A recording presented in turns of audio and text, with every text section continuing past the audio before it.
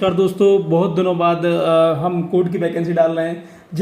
जिला अदालत Muzaffarpur, district court Muzaffarpur आपको वेबसाइट पर जाना है। इस वेबसाइट पर आपको रिक्रूटमेंट वाले पोर्शन पर जाना है, जहां पर वैकेंसी डली होती है वहां पर आपको जाना है। सबसे पहले आपको दिखेगा ये, देखिए वेबसाइट में आपको क्यों बताता हूँ, जिससे आपको ये लगे कि नहीं हाँ आप जिस वेबसाइट पर जाएंगे आपको ये चीज़ दिखेगी।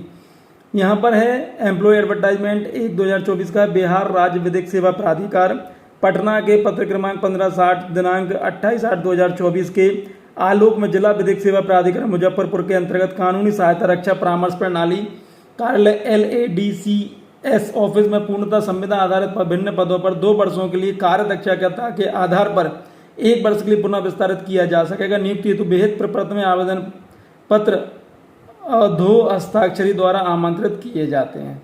ठीक है, तो आप यहाँ पर भी आप क्लिक कर सकते हैं, या चाहो तो आप यहाँ पर क्लिक कर सकते हैं। हम यहाँ पर क्लिक कर देते हैं। ठीक है, अब हमारे सामने ये ओपन हो गया। अब हम इसको देख लेते हैं क्या मांगा गया है।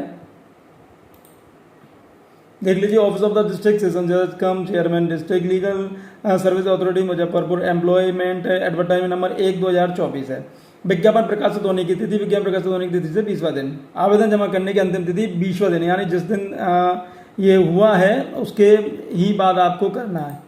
तो अभी स्टार्टेड 7/9/2024, 27 लास्ट है इसकी। स्वाभाविक सी बात है, कहीं कोई दिक्कत नहीं है अपने में ना। चलिए, बिहार राज्य विधिक सेवा प्राधिकरण पटना क्रमांक हम पढ़ ही चुके हैं। 2 वर्षों के लिए आवेदन आमंत्रित किए गए हैं। आवेदन 20 दिन के अंदर अंदर करना है। सामान्य निर्देश, आवेदक भारत का नागरिक हो, यानी किसी भी राज्य का व्यक्ति इसमें आवेदन कर सकता है। शारीरिक रूप से स्वस्थ हो, अच्छा आचरण हो। उम्र की सीमा के लिए 1/4/2024 के आधार पर गणना की जाएगी। अनारक्षित पुरुष के लिए 21 वर्ष कम से कम, अधिकतम 37। अनारक्षित महिला के लिए 21, अधिकतम 40। पिछड़ा वर्ग अति पिछड़ा वर्ग पुरुष के लिए 21-40। पिछड़ा वर्ग महिला 21-40। अनुसूचित जाति अनुसूचित जनजाति पुरुष में महिला 21-42।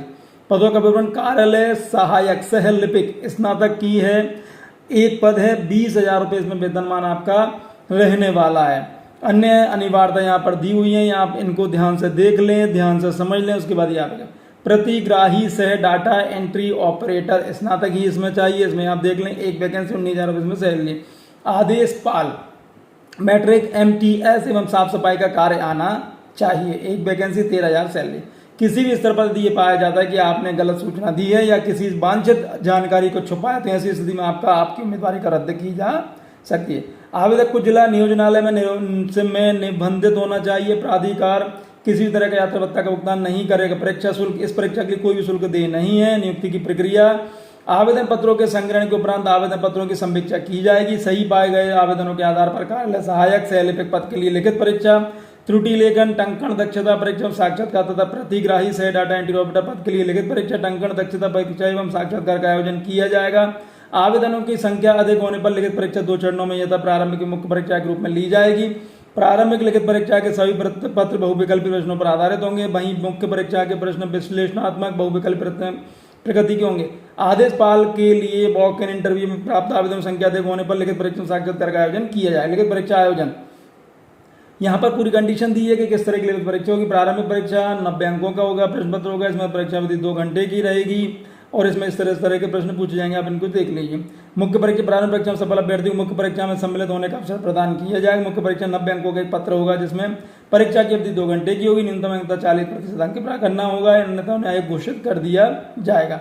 टंकण वगैरह का भी है और भी कंडीशन यहाँ पे दी हुई है। परीक्षा के लिए पाठ्यक्रम ये दिया हुआ है कि भाई क्या पाठ्यक्रम रहने वाला है। अंग्रेजी भाषा का, ये विषय का, हिंदी भाषा का है, सामान्य ज्ञान का, गणित का, मानसिक योग्यता, एनालॉजी, कंप्यूटर दक्षता, शब्दावली, ऑपरेटिंग सिस्टम, सब चीजें यहाँ पर दी हुई। लिखित परीक्षा की तिथि की घोषणा आवेदकों को प्राप्त होने के पश्चात की जाएगी।